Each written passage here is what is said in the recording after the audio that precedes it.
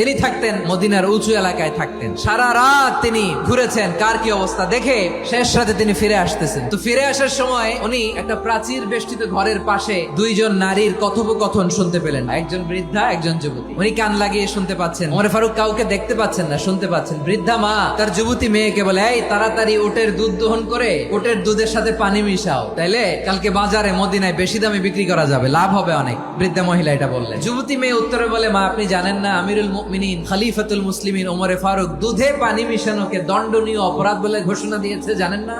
এবার বৃদ্ধা মহিলা বলে, আরে পাগলি, এই ভোর রাতে আমিরুল মুমিনিন ওমর ফারুক আসবে কোত্থেকে? কেউ দেখবে না। আরে কেউ দেখবে না, তাড়াতাড়ি দুধের সাথে পানি মেশাও। এই কথা যখন মা বলেছে, যুবতী মেয়েটা চমৎকার একটা উত্তর দিয়েছে, আপনি ঠিকই বলেছেন, গভীর রাতে ওটের দুধে পানি মিশালে ওমর দেখবে না, কিন্তু মা খেয়াল রাখবেন, ওমর যদি নাও দেখে, ওমরের রব কিন্তু দেখে। চিল্লায় বলেন ঠিক এরা।